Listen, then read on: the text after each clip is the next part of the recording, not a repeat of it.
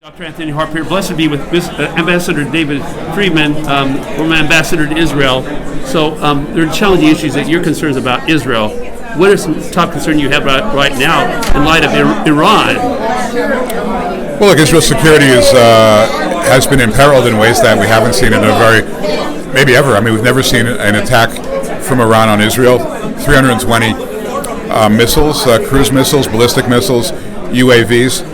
Frankly, miraculous that 99% of them were intercepted and there was no loss of life. That doesn't excuse what Iran did, though, and Iran is a very dangerous enemy. Israel is surrounded by enemies like we haven't seen in quite a long time. Very serious issues that I don't know. So is there a key website you would like for people to go to learn more about what the work you're involved with?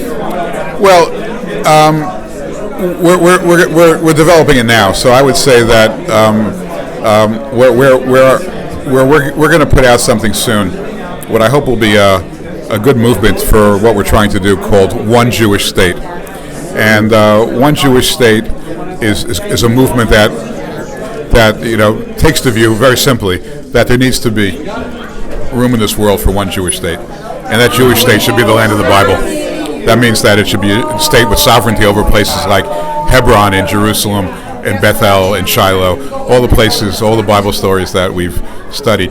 So I would say hold off on it for another month because it's being built right now. But look, what I'm committing much of my time to is a movement both in the United States and in Israel, for Israel to finally fulfill God's will and obtain sovereignty over its biblical heartland. It's very troubling what is happening. Yep. With what happened recently with Iran. Mm-hmm. And the Biden administration actually has been limiting Israel's ability to defend itself as far as somehow the counter-offensive or the counter-attack is not happening. Yeah, it doesn't make any sense. Look, if some protester got up and shot a policeman and he was wearing a bulletproof vest, so he survived, you would still chase down the person and put him in jail. Well, the fact that Iran, shot 300 missiles at Israeli civilians and they happen to have been intercepted is not a reason to let Iran off the hook. I mean, there should be a retaliation, and I think America has no business interfering with that. Do you think that's really what would happen if former President Trump was in position? I'm quite sure that it wouldn't. Blessed to be at a special event about Israel, and Paula White, you're joining me at this crucial event regarding Israel's history. So what is your top concern about Israel? Why should people defend Israel? Why should they defend Israel? For me, I'm a believer. I believe you stand on the right side of God and the right side of history. There's other reasons. There's geopolitical reasons. There's right reasons, too, for many, many reasons. It's the only democracy in the Middle East. But for me, it's just very clear. It is a clear decision that was made almost 4 decades ago for me. And when we see something as horrific as October 7th, there's not an American if our borders were invaded like that, with the brutal rapes and the terrorism and the hatred and the things that took place that are just so horrific, unimaginable, that every person would not be in outrage and outcry for that and not want to defend their sovereignty. So Israel, I've stood with for 4 decades, and I will always continue to stand with Israel. So the final comment I heard about in this meeting at the event tonight was about the not supporting dividing Israel with terrorists. This Palestinian state, where the 99-11 vote in the Knesset to oppose any Palestinian state. So do you know where President Trump is on that issue? I know that Biden is deluded with this idea of dividing Israel. Do you expect President Trump will make a statement soon about this issue of the Palestinian state? You'll have to contact his office on everything, but I can tell you this. President Trump is extremely, and we know this by the acts he did. I read out 10 or 11 of them tonight. The Knesset, he is extremely pro-Israel, and he's been very clear about that. I said tonight it wasn't just political. It's not a political move. It's the right move. One of the things I didn't say is I think his proudest moments, and there were so much more we could talk about, Soleimani, etc. One of his proudest moments was that he understood what he was doing. He said, one of the most profound things he thinks he did was with Iran, and one of the most important things he did. And he was saying this when he was in office. He was saying this right when he came out of office. So this is not just now him saying this. He stands with Israel. He stands strong with Israel, and that's been proven. You're blessed to be at a special Israel event with a member of Knesset Ohad Tal, right? Exactly. Hi, shalom. Shalom. And you've been recently in Israel, right? I came this morning from Israel here to Washington, D.C. Okay. Is there a special website to bring attention to your concerns about Israel, what is happening? Yes, well, as you probably know, 48 hours ago, Israel was under attack from Iran when more than 300 missiles came from Iranian soil to Israel. And thank God, with the support of God, we succeeded to push back this strike. And only one rocket hit Israel, caused a very minor damage, and that was a huge, huge miracle. But of course, it showed what the ambitions of Iran is. They want to destroy Israel. They want to wipe us out from the face of the earth, and of course we will not allow that to happen. Well, that rocket, was that the rocket that hit the Bedouin child? I heard in the news about a Bedouin child Exactly. being So one child, Bedouin child, was hit by this rocket. But just imagine, I mean, over 300 rockets. If only 5 of them would have hit, buildings in Tel Aviv and Jerusalem, we had hundreds of dead. And thank God we succeeded to push back, and it didn't happen. You have an update on the child? So I know she's in the hospital and she's been taken care of, and of course they'll monitor their situation. Okay. And how often you're in Israel? I know that you travel a lot. You're here for this special event tonight here. But yes, so I came here to Washington to meet members of Congress and members of the Senate to explain what is happening in Israel, the threats that we are fighting against, and to tell our friends in America that we are not just fighting our war against Hamas or Iran. We are fighting the war of Western civilization. We are fighting the war of America in the Middle East, because again, Iran, which is the octopus, the head of the octopus, they don't want to just destabilize the region. They want to destabilize the world. They want to become a superpower, global superpower, and they want to take control from America. So we are fighting the war of America. We are fighting the war of Western civilization, and we have to win this war. Okay. And the website that you think is the best for people to learn more about Israel issues? Do you have? A website? Knesset, of course, a great website for the Knesset. Yeah, there's a website for the Knesset, and people can take tours there. And I can only give one recommendation: do not listen to the media. Do not listen to regular media, because they'll give you a lot of lies. Yeah, a lot of distrust in the media from a lot of people. So that's true. I know there's a special event here tonight, and thank you for joining me. Of course, my pleasure. And many people are praying for Israel. Thank you so much. Love Israel. Thank you so much. I really appreciate that. A special Israel event with Congresswoman Claudia Tenney. Claudia Tenney, and just heard you speak about your concerns about what is going on about Israel. So what was your top concerns about what is happening? I think especially in light of Iran. Right. Well, obviously we had a containment with Iran, even though under the Trump administration we pulled out of the Iran nuclear deal, and President Trump with Secretary Pompeo used the maximum pressure campaign. We used heavy sanctions on their ability to sell their oil, heavy sanctions that unfortunately were taken off by President Biden, emboldened Iran, and now has given them all of this money now. They're flush with cash, and no surprise to any of us, they're using that money not to help their own people, but to sponsor their proxies such as Hamas and others. And yet Saturday we witnessed our very first, probably in history, attack directly from Iran soil to Israeli soil. So it's a very dangerous situation. I don't think the Biden administration takes it seriously, especially, thank God for the Iron Dome, the work of the Jordanians and the U.S. to try to quell and stop all these missile attacks that came in. But those missiles should not have been released, and the Biden administration allowed that to happen in October last year with the UN resolution they allowed to lapse. And unfortunately, that gave even more incentives for Iran to take action, as they've been promising to do, and now they have. So What were you saying to the Biden administration that it said, "Oh, we're not really giving money directly to the Iran, so we're monitoring all this, and that it's not such a big deal because we're closely making sure that they don't spend this money on other things." But the point is.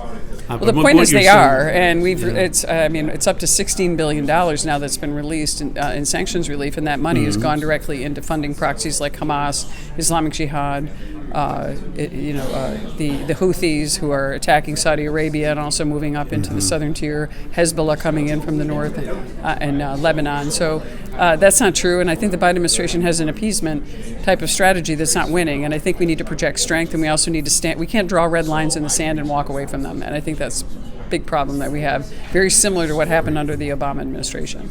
What I hear often from the Biden administration is that they fully support Israel's right to defend itself. They fully support Israel's right, but yet they interfere with Israel's government. Certainly, to defend President Obama tried to take out Netanyahu electorally, and President Biden made this a similar. Said that Chuck Schumer said that the Israelis should have an election to get rid of Netanyahu, and then President Biden agreed. And I'm not sure President Biden knows what he's agreeing to when sometimes these things happen. I hate to say that, but unfortunately that's a catastrophe, what's happening with the White House and their lack of real support for Israel. This has to be ironclad. We have to stand up for Israel.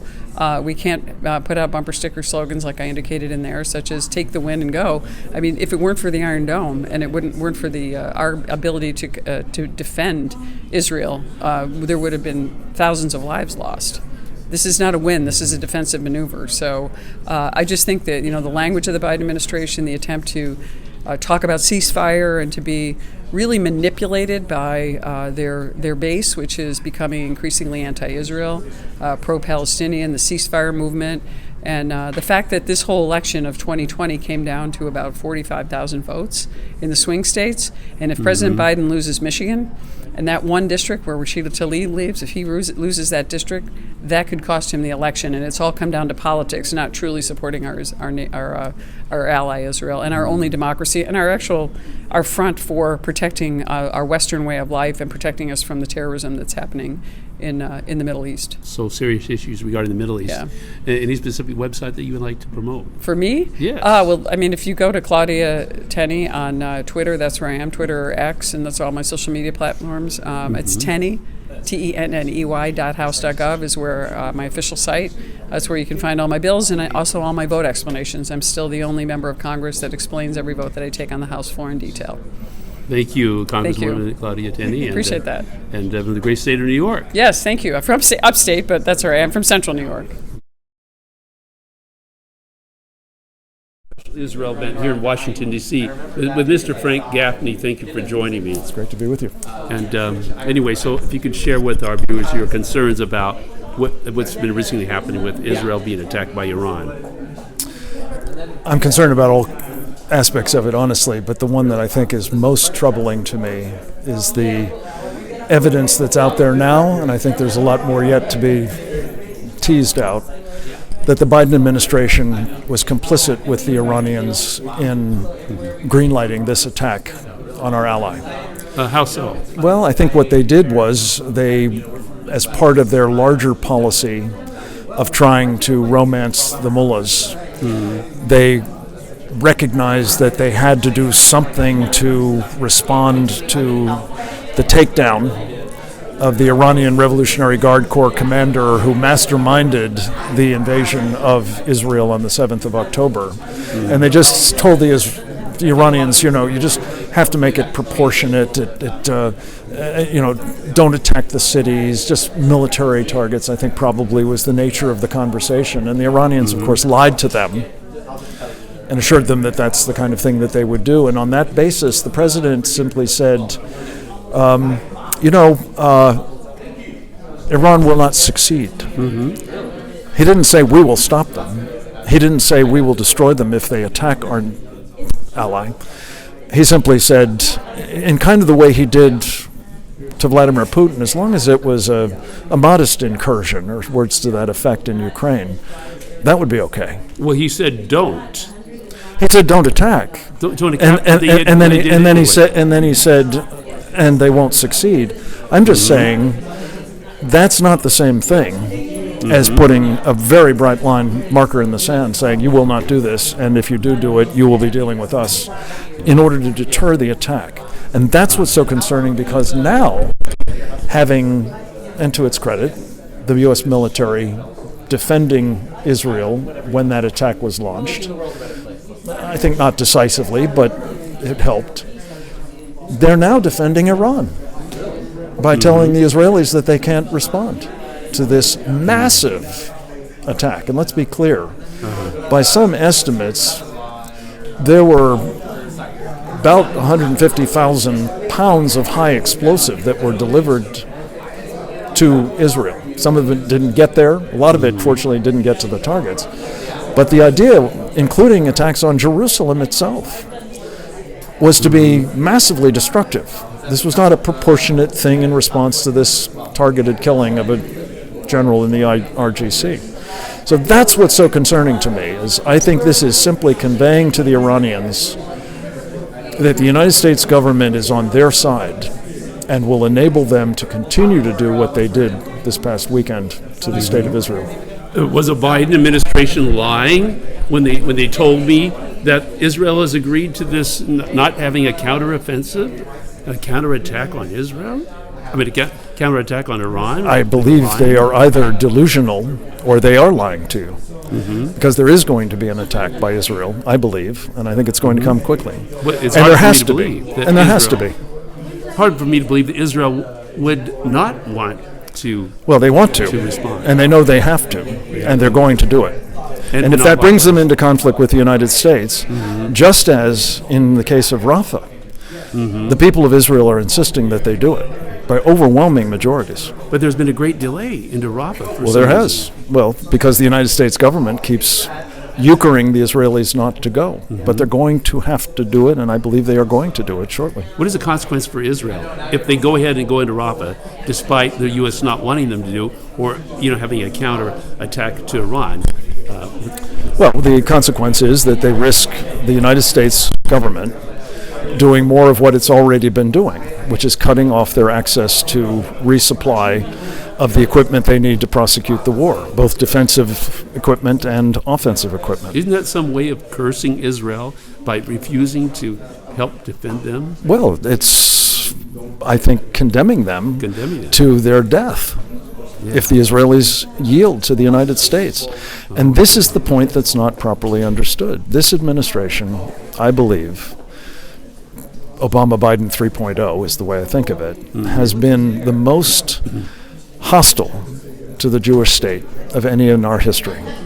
And I believe they're now at the point where their hostility is actually translating into not simply undermining Israel or threatening to overthrow its government or even just emboldening their enemies. It is empowering their enemies to act decisively against the Jewish state, and that is utterly unacceptable.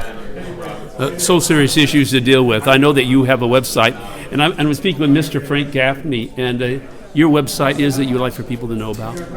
Well, we have a couple of them. CenterForSecurityPolicy.org is that of the Center for Security Policy. SecuringAmerica.tv is our television and radio show. We have a couple of others that are also, I think, important, especially if you understand that behind all of this, behind Hamas, behind Hezbollah, behind the Houthis, behind Iran, is Communist China. And our focus there of the Committee on the Present Danger of China is all at presentdangerchina.org. So serious issues to deal with. Indeed. And thank you for joining. My pleasure. Blessed to be here at the special Israel event with Pastor Jim Garlow and Rosemary. Rosemary. Hi. You're Pastor Garlow's wife, and you've been involved with Israel issues for a long time. Yes, for over 30 years. And there's so much happening regarding Israel. So, a lot of key issues. That's why we're here tonight. So, Pastor Garlow, what is your top concern that you have regarding what's going on about Israel? I'll say one thing, and I'll defer to my wife, who's been there 75 times, way more than I have, and has way more connections there than I do. But the bottom line is we are Christian Zionists, unabashedly so. A Zionist is someone that believes that Israel, Jews have a right to exist. They have a right to their own nation. They have a right to gather. They have a right to defend themselves. And so we stand with them in that. And they are God's chosen people for a special time. And that's a special land that God has chosen for them and for us to bless and encourage them every way we can. And I'll switch this to Rosemary. If you will put this on here. And, okay. Well, I'll just hold it. Well, all Christians who love Jesus, our Messiah, are lovers of Israel. That's his homeland. That's the place where he chose to come and to fulfill covenant for us and especially for the Jewish people. But we are here to stand in this day when the nation of Israel has returned to biblical covenant and declaring their sovereignty as a nation unto God, trusting in the Lord. We saw how on October 7th, which was a high holy day, a day where Jewish people celebrate the giving of God's word to them and to all of us, the tragedy, the attack, the worst since the Holocaust that befell them. But the Lord did miracles even in that. He brought together the people of Israel unto the Lord to be a spiritually revived army of King David, an army that prays the Psalms, the army that worships the Lord. Before they go into any battle, they're praying, they're seeking God's protection. And he brought such unity to them as a nation. And we're here as those grafted into the nation of Israel, the olive tree of Israel, to stand with our brothers and sisters in biblical faith and to unite with them and to support them in their battle on the front lines against evil, the worst evil the world has ever known. So we appreciate Israel, their courage, their faithfulness, and we're here to be supportive, comforting, and in any way we can let them know we love them as our brothers and sisters in God. Thank you, Rosemary. Was there a website? You know, a website that you would want to tell people about? Yes, my husband and I have a website. Our ministry is called Well Versed. To be well versed in the scriptures, to have wisdom and understanding as to what God commands us and teaches us. It's wellversedworld.org. www.welversedworld.org. Wellversedworld.org. Okay, thank you, Rosemary. Thank you. And also key issues. Pray for the peace of Jerusalem as never before. And pray that the United States of America, as a Christian nation, stands with the Jewish people, fights and defends them, comes alongside of them, and never betrays them. Okay, thank you. We're blessed to be here in Washington, D.C., special Israel event with Bill Koenig, and thank you for joining me. This very crucial issue regarding Israel now that Iran has attacked Israel. So why are you here? Well, it's a solidarity event. You know, we've done a fair amount of these over the years, as you so well know, and it's just a very critical time for Israel. I mean, we went from Netanyahu's optimistic speech on 9/22, September 22nd at the UN, 15 days later, dealing with the most difficult time that Israel has probably since its beginning, or all the way back to the War of Independence. So, you know, it's an event where you stand for Israel, or show this Jewish and Christian support at a very critical time, and Israel needs friends.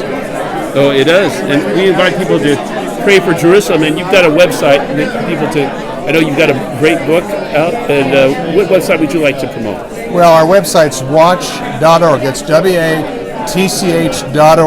Mm-hmm. World news, biblically relevant, 365 days out of the year. Mm-hmm. So, thank you as always. Yeah, and you had a great book that was a our book, right? Eye to Eye, Facing the Consequences of Dividing Israel's. I wrote it in 2004, documenting when we put pressure on Israel to divide their covenant land. Mm-hmm. We have these enormous catastrophes the same day or within 24 hours. So.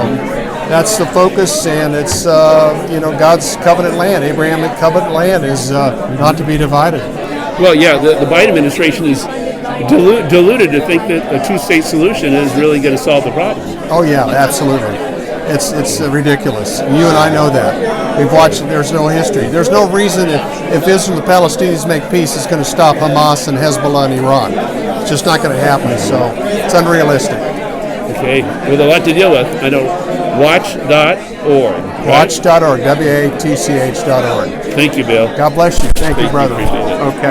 Another website that you have that's very important for people to know about. And what is that? We're also working very close. Tanya and I are working very closely in developing Kingdom Come website. And it's a website. We have internet. We have an internet site being developed. We have YouTube videos. And it's very key, as the Lord's Prayer rings, as the,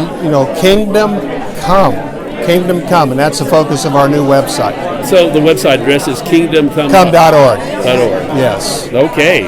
Kingdomcome.org. And also on YouTube. We have Kingdom Come broadcasting on YouTube as well. Okay. We finally got those in. Thank you. Thank you. Blessed to be at a special Israel event in Washington, D.C. with Tommy Waller. And thank you for joining me here on these some very important issues regarding Israel. Yes. So once again, the organization you're with is HaYovel, and we have an organization, a volunteer organization, to bring Christians and volunteers to Israel to learn about the heartland of Israel, Judea and Samaria, and to support the Jewish communities there. And for those that don't know a lot about Israel, I mean, I know you have a website, so Yes. you'd like to share that with Actually, the website is very simple. It's serveisrael.com. And for anybody that wants to serve Israel, go to that website and find out a lot of information. Okay.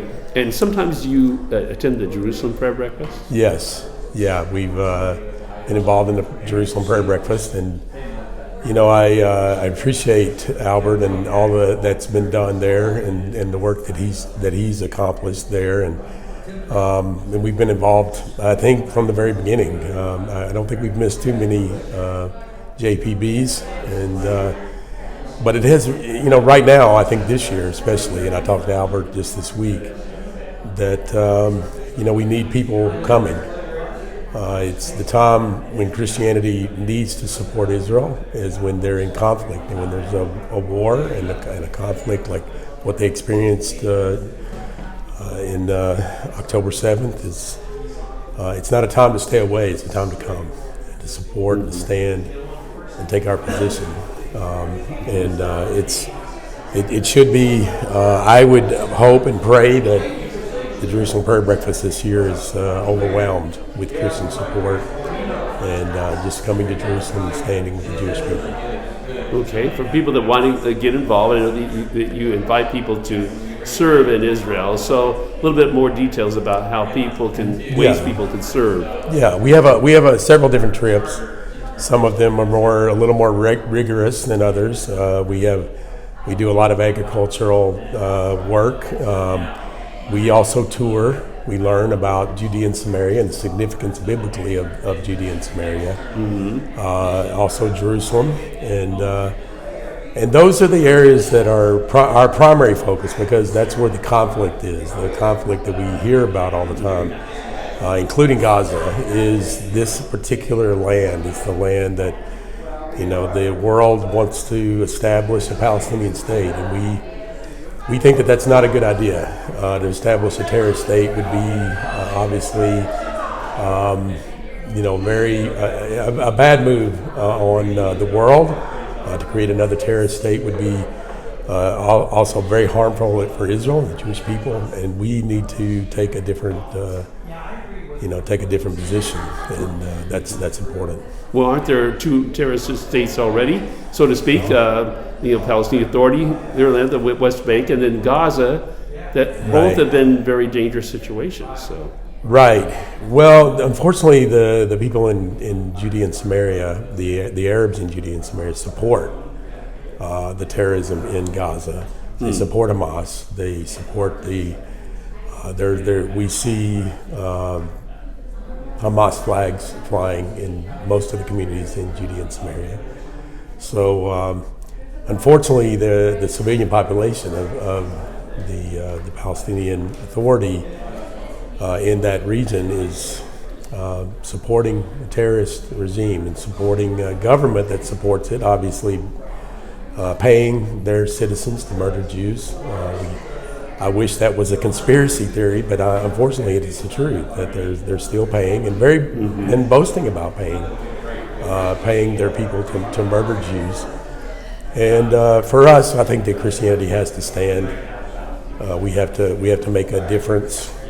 There needs to be pastors that actually can stand behind their pulpits, have the courage to be able to speak the biblical narrative, which actually includes Israel, and that narrative has not stopped.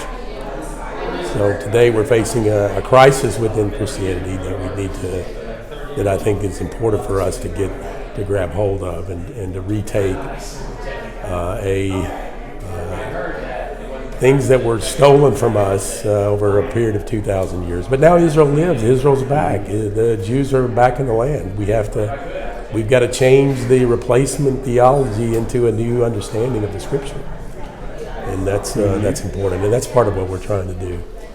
Okay. Unless we do that, I don't think we can get Christianity back in full support, in the support that we need to defend Israel. It needs to come theologically. It needs to come from our Christian leaders, our denominational leaders that are ingrained deeply in even after 75 years of Israel's existence, 77 years now of Israel's existence, we have an opportunity. So I'm hoping that we can play some measurable part of that to get us back into that place.